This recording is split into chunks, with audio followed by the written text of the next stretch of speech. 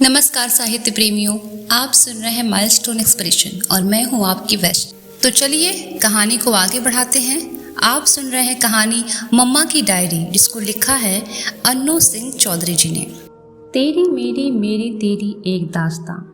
उस रोज़ पीठ का दर्द असहाय हो गया था। जिस रोज़ एक माँ अपने बच्चों को स्कूल भेजने के लिए भी न उठ पाए, उस रोज़ उसे सही मायने में बीमार मान लिया जाना चाहिए। लेकिन मैंने उन्हें स्कूल भेजने की जंग जीत ली थी। बीमार होते होते रह गई थी बस। हर रोज़ की तरह मैं मिसेस सिंह के पास पीठ दर्द की जड़ से इलाज के लिए कुछ एक्सरसाइज सीखने के लिए पहुंची हुई थी। उनके कमरे में पेट के बल लेटते ही लगा कि अब उठ नहीं पाऊंगी। सुबह के 9 बज रहे थे और मेरे पास वाले बिस्तर पर मेरी ही उम्र की एक और महिला लेटी हुई थी, स्पॉन्डिलाइटिस के इलाज के लिए। शालिनी, उसने धीरे से अपना नाम बताया था। वैसे दर्द निवारण केंद्रों में किसी के नाम का कोई मानी नहीं होता। वहाँ शक्लों की पहचान दर्द की तीव्रता से होती है। हमारे बीच कोई पर्दा नहीं था, शायद इसीलिए क्योंकि उस वक्त हमें एक दूसरे के दर्द की कहानियां सुनने की सख्त ज़रूरत थी। वहाँ अपने slip disc, migraine, blood pressure, मोटापे, हार्मोनल असंतुलन और कई ऐसी छोटी बड़ी बीमारियों का इलाज कराने कई लोग आते थे। 9 बजे के बाद अधिकांश महिलाएं होती जो अपने पतियों को दफ्तर और अपने बच्चों को स्कूल भेजने के बाद आती। सबके किस्से एक से, सबकी तकलीफें भी एक सी। हम जाने कैसे शहर में रहते हैं जहां हर गली नुक्कड़ पर दर्द का काफिला सज जाता है और अपने अपने इलाज के तरीके ढूंढता रहता है। जितनी बड़ी तकलीफ शरीर की नहीं होती उतनी मन की होती है, लेकिन मन का इलाज कम ही लोग कर पाते हैं। शालिनी भी शायद मन का इलाज कराने आई थी। जिसने शालिनी को देखा न हो वो नहीं समझ पाएगा कि बीमार और तकलीफ से जर्द चेहरा भी इस कदर खूबसूरत हो सकता है। मैं ट्रैक्शन पर थी और शालिनी को कोल्ड पैक दिया जा रहा था। कमरे में हम 2 ही थे, इसलिए कहानियों को पास खुलकर पसरने के लिए बहुत सारी जगह थी। मैं फैशन डिज़ाइनर और कोरियोग्राफर हूँ। नहीं थी, ये कहकर शालिनी ने एक फीकी हंसी मेरे हिस्से में डाल दी। हूँ और थी के बीच की कहानी ठीक वैसी ही जैसी मेरी, या ठीक वैसी ही जैसी मिसेस सिंह की रही होगी। 67 साल की मिसेस सिंह फिजियोथेरेपिस्ट ही नहीं, शालिनी जैसी कई महिलाओं की रोल मॉडल और राजदार भी थी। मेरी रीढ़ की हड्डी के आजू बाजू मालिश करते हुए मिसेस सिंह शालिनी से बात करती रही। औरतें गजब की एडेप्टेबल होती हैं, हर हालत में अपने लिए रास्ता बना लेती हैं। तुम चाहोगी तो अपने लिए रास्ता निकाल लोगी। शिकायत मत करो, तुम्हारी जिंदगी तुम्हारी अपनी चुनी हुई है। जो बदला जा सकता है उसे बदल डालो, जो नहीं बदल सकती उसे स्वीकार करो, लेकिन शिकायत मत करो। फिर थोड़ा रुक कर मिसेस सिंह ने कहा, कभी ईमानदारी से पूछना खुद से, तुम बहुत एम्बिशियस तो नहीं? मिसेस सिंह ने शालिनी से पूछा था, लेकिन तीर की तरह सवाल मेरी पीठ पर जा धंसा। उस दिन के बाद मैं मिसेस सिंह के पास नहीं लौटी। अपना वजूद तलाशती औरत, खासकर पत्नी और माँ को हम बहुत आसानी से एम्बिशियस, महत्वाकांक्षी मान लेते हैं, जैसे ये कोई एक भद्दी गाली हो, जैसे पाप हो कोई, जैसे औरतों की और उनके परिवार की तबाही का इकलौता सबब हो। जिन जेंडर स्टीरियोटाइप को हमने अपनी घुट्टी के साथ हलक के नीचे उतार लिया है, वो स्टीरियोटाइप महिलाओं और पुरुषों के लिए कुछ रोल तय कर देता है। आप पत्नी हैं और माँ भी हैं तो आपकी जिम्मेदारियां फला फला हैं। आपके भीतर समर्पण का स्तर उच्च कोटि का होना चाहिए, कुछ उसी कोटि का जो आपकी माँ ने, उसकी माँ ने, हम सबकी माँओं ने तय कर दिया। बच्चों के लिए समर्पित माँ अपने बारे में, अपने वजूद के बारे में सोचती है तो एम्बिशियस है, स्वार्थी है। ऐसा नहीं कि पुरुष इस स्टीरियोटाइप और उसके लिए तय भूमिकाओं से परेशान नहीं होते, होते ही होंगे, लेकिन उनके वजूद के निजी और प्रोफेशनल संघर्षों को समझती से जोड़ दिया जाता है। पुरुष अगर सफलता की सीढ़ियाँ चढ़ रहा है तो इसीलिए क्योंकि अपने परिवार की फिक्र उसे सताती है, उसे बच्चों के भविष्य की चिंता है। स्त्री सफलता तो क्या, अपनी किसी ख्वाहिश के बारे में गलती से भी सोच ले तो एम्बिशियस है, स्वार्थी हो जाने की हद तक एम्बिशियस। शालिनी से बाद में मैं एक बार और मिली। हम एक ही कॉलोनी में थे, इसलिए पार्क में टकरा गए। उसने अपनी पूरी कहानी उस दिन भी नहीं बांटी, लेकिन किसी दिन स्टेज पर वापस लौट जाने की तमन्ना का जरूर इजहार किया था, मुझे अनजान के सामने। रोका किसने है, मैंने उससे पूछा। बच्चों ने। कैसे जाऊं लंबी रिहर्सल पर, बच्चों को किसके पास छोड़ूं? बच्चे पैदा करने से पहले इस बारे में नहीं सोचा था। मैंने अनजाने में ही अपना फेवरेट सवाल उससे पूछकर उसके दुखती रग पर हाथ रख दिया। नहीं सोचा था। कि उनसे इतना मोह हो जाएगा कि आया के पास या क्रेश में छोड़कर नहीं जा पाऊंगी। बच्चों का दोष नहीं है, सब गलती मेरी है। शालिनी ने इतना कहकर अपना सामान उठा लिया। अपनी अपनी जिंदगियों के एक से पैटर्न और अपने अपने हिस्से के आलू प्याज कद्दू भिंडी लेकर हम मदर डेयरी से होते हुए पार्क के रास्ते अपने घरों को लौट गए। उसके बाद मैं और शालिनी नहीं मिले कभी, लेकिन मैं अपनी और शालिनी की तरह कई और औरतों से मिली जिनकी चिंताएं एक सी थी, जिनकी शिकायतें और शिकायत करने का अंदाज भी एक सा था।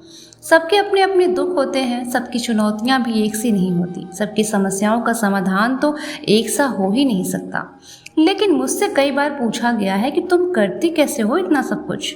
मैंने भी अपनी जैसी कई महिलाओं से ऑन स्टेज, ऑफ स्टेज, औपचारिक अनौपचारिक बातचीत में कई बार पूछा, हाउ डू यू मैनेज, करती कैसे हैं आप इतना सब कुछ।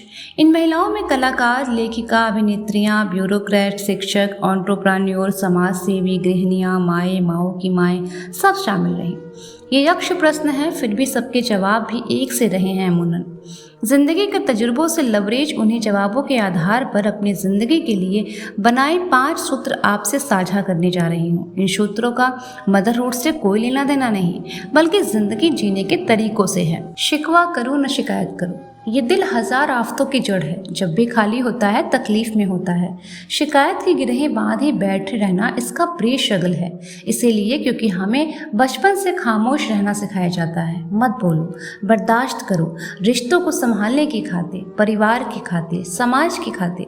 अपनी तकलीफें बांटना अच्छा नहीं माना जाता। कहा जाता है कि घर के बाहर घर की बात नहीं करते, घर के भीतर भी घर की बात नहीं करते, घर की ऐसी कोई बात नहीं करते जो तुमसे जुड़ी हो। व्यक्तिगत तकलीफों को बड़े परिवारों में कोई जगह नहीं दी जाती थी। परिवार की परिभाषा अलग थी, परिवार की शान के पैमाने अलग थे, फिर भी परिवार बड़े थे। इसीलिए सुख दुख बांटने वाले मिल ही जाया करते थे। औरतों को कुछ और मिलता हो न हो, रोने के लिए कंधों का सहारा जरूर मिल जाता है। ससुराल या मायके में ऐसा कोई रिश्ता भी जरूर मिल जाता है जहाँ मन का बोझ उतारा जा सकता है। शहर तो शहर, अब गांवों में भी परिवार एकल और एकाकी हो गए हैं। परिवारों के टूटने का दोष अगर महिलाओं के मत्थे हो तो उसकी सज़ा भी महिलाएं ही ज़्यादा भुगत रही हैं। जब आंगन के चूल्हे बढ़ते हैं तो उन चूल्हों की आग पर पकते रिश्ते भी उतार लिए जाते हैं। हम अपने परिवारों में एक दूसरे से कितना कम मिलने लगे हैं। इतने कम मुलाकातों में भी जाने कैसे हम एक दूसरे के खिलाफ इतनी सारी शिकायतें पाल लेते हैं, दिल में गांठें लगा दी हैं। ये शिकायतें दीमक की तरह होती हैं जो पहले हमारे रिश्तों को और फिर धीरे धीरे हमें भी खाती चली जाती हैं। इसीलिए दिल की इन गिरहों का खुलना ज़रूरी है। दिल की गिरह होती भी कितनी बेतुकी हैं। एक मिसाल देखिए ज़रा। मेरी नानी का घर हमारे पैतृक गांव से बमुश्किल 1 किलोमीटर दूर था। ये किस्सा मशहूर है कि पापा की बारात कहाँ तक पहुँची। ये नानी के घर के लोग छत पर खड़े होकर देख रहे थे और बारातियों में तो कई सारे ऐसे थे जो मवेशियों को दाना पानी देने और दूध दूहने के बीच के मिले वक्त में आकर बारात लगा गए। हम हर गर्मी की छुट्टी में गांव जाया करते और जाहिर है ननिहाल भी जाते। जितनी बार लौट कर आते उतनी बार आंगन में लोग चिढ़ाते कि नानी के घर खाने में चोखा भात मिला होगा या फिर दही चूड़ा। कोई 2 परिवार एक से नहीं होते, किसी 2 परिवार की परवरिश के तरीके एक से नहीं होंगे, उनका रहन सहन, उनकी जीवन शैलियाँ एक सी नहीं होती। लेकिन हिंदुस्तान में परिवार की बात हो तो हमारा आने से पहले मेरा और तुम्हारा हमेशा हावी रहता है। बेशक सिर्फ 2 लोग साथ आकर एक परिवार बना रहे हों, लेकिन मेरा और तुम्हारा की खाई सालों से कम नहीं होती। पैतृक सत्तात्मक परिवारों की बनावट ही कुछ इस तरह होती है कि औरत हमेशा विस्थापित होती है, अपने घर में होती है तो मेहमान होती है, और शादी के बाद तो नई जगह को तुरंत अपना लेने की अपेक्षा उसके भीतर की करवाहट बढ़ाती रहती है। उसके भीतर शिकायतों का अंबार लग जाता है। बच्चों के आने के बाद मुझे समझ में आया कि मैं वाकई किस तरह विस्थापित रही हूँ। मेरा घर कौन सा था, वो जहाँ मैंने बचपन गुजारा था, या वहाँ जहाँ मुझे शादी के बाद उतारा गया, या फिर वो जहाँ बच्चे बड़े हो रहे थे। परिवार और पारिवारिक रिश्तों की जटिलताएं और उनसे जुड़ी हुई जिम्मेदारियाँ बच्चों की पैदाइश के बाद समझ में आई। 2 परिवारों के बीच का समीकरण समझ में आया और ये समझ में आया कि 2 परिवारों की एक दूसरे की अपेक्षाएं कितनी बड़ी होती हैं। मैं माँ ही नहीं बनी थी, अपने बच्चों की दादी की बहू भी बन गई थी जिसे खुद से ही फुर्सत नहीं थी। अपने बच्चों की बुआ की वो नालायक भाभी भी हो गई थी जो अपने तरीके से बच्चों को पालने का दम्भ भरती थी। शादी के बाद मुझे एक परिवार में जगह मिली थी। माँ बनने के बाद उस परिवार से मेरी जगह पर मुहर लगा दी गई। उस परिवार की आने वाली कई पीढ़ियों से मेरा रिश्ता तय हो गया। इन रिश्तों के बीच शिकायतें रहीं, दिल की गिरहें रहीं। इन शिकायतों का कोई सिर पैर नहीं होता, लेकिन खामोशी की ताकीदगी में ऐसी शिकायतें नासूर बन जाती हैं। फिर हम अपने पुराने जख्मों की कड़वाहट विरासत में अपने बच्चों को सौंपते हैं। परिवार में चाहे स्त्री हो या पुरुष या कोई बच्चा, किसी का भी आगे की ओर रुख करना तब तक मुमकिन नहीं है जब तक कि पुरानी शिकायतें खत्म न हो, पुराने जख्मों का इलाज न निकले। हम अपनी सारी ताकत अपनों के ही खिलाफ अपनी शिकायतों को पालने पोसने में लगाते हैं कि कुछ और रचनात्मक करने को ऊर्जा बचती नहीं। बाद में हमारे बच्चे भी हमारी शिकायतों के इस घेरे में चले आते हैं। इसीलिए दिल की गिरहों का वक्त बेवक्त खुलना और नए सिरे से बंधना ज़रूरी होता है। हर परिवार अपने अपने तरीके से डिसफंक्शनल होता है। हर परिवार के अपने अपने कुछ मुश्किल राज होते हैं और हर परिवार की अपनी छोटी बड़ी चुनौतियाँ होती हैं। संवाद वो औजार है जिसका परिवार के भीतर हम सब बहुत कम इस्तेमाल करते हैं, इसीलिए क्योंकि हमें एक दूसरे की शिकायत करने से ही फुर्सत नहीं मिलती। भारतीय राजस्व सेवा की एक वरिष्ठ अधिकारी मिसेस जसवाल ने एक बार मुझसे कहा था, मैंने बहुत छोटी सी उम्र में ही तय कर लिया था कि मैं शिकायत नहीं करूंगी, माइंडलेस ग्रीविंग तो बिल्कुल नहीं करूंगी। मेरी सफलता का सिर्फ एक यही राज है, मैं अपने हालात का रोना नहीं रोती। जहाँ जहाँ हालात बदल सकती हूँ वहाँ संघर्ष करती हूँ, सिर्फ शिकायत भर नहीं करती। जहाँ कुछ बदल नहीं सकती वहाँ से आगे निकल जाती हूँ। रिश्तों में भी ठीक यही करती हूँ। अपने तरीके से अपनी ज़िंदगी जीने और अपने बच्चों को बड़ा करने के क्रम में हम दिन भर में कितनी बार सिर्फ दूसरों को कोसते हुए अपने मुश्किलों का मरसिया पड़ रहे होते हैं और हालात बदलने के लिए कितनी बार वाकई कुछ कर रहे होते हैं। ये देखना और समझना बहुत ज़रूरी है। किसी की पीठ के पीछे उसकी शिकायतें किसी और के माथे लादने से बेहतर है या तो जिससे शिकायत है उससे खुलकर बातचीत की जाए या फिर उससे दूर रहा जाए। रिश्तों की ज़मीन फलती फूलती रहे, इसके लिए उसमें नमी बचाए रखना ज़रूरी है।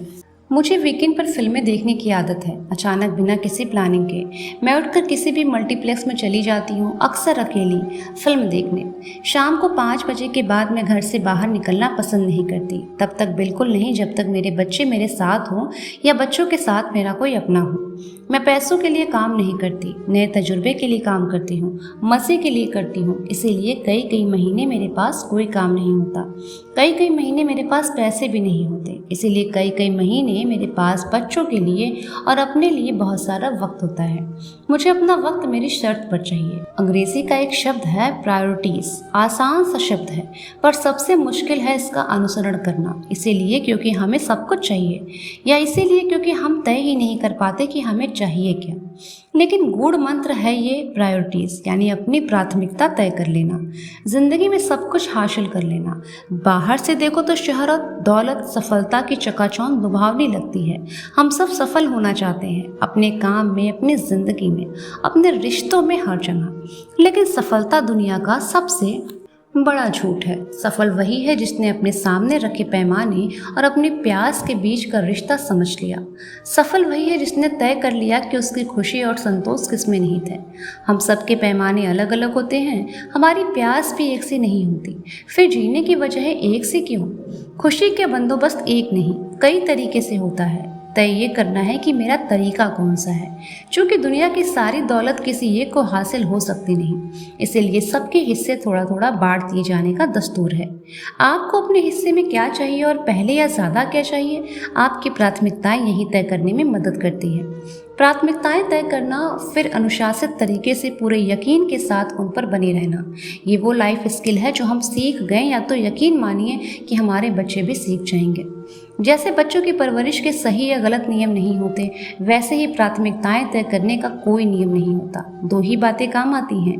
पहली ये कि अपनी प्राथमिकताएं हमें हर रोज़ तय करनी होती हैं क्योंकि ये बदलती रहती हैं। दूसरी ये कि कभी किसी को मुकम्मल जहां नहीं मिलता, कभी किसी को मुकम्मल जहां नहीं मिलता।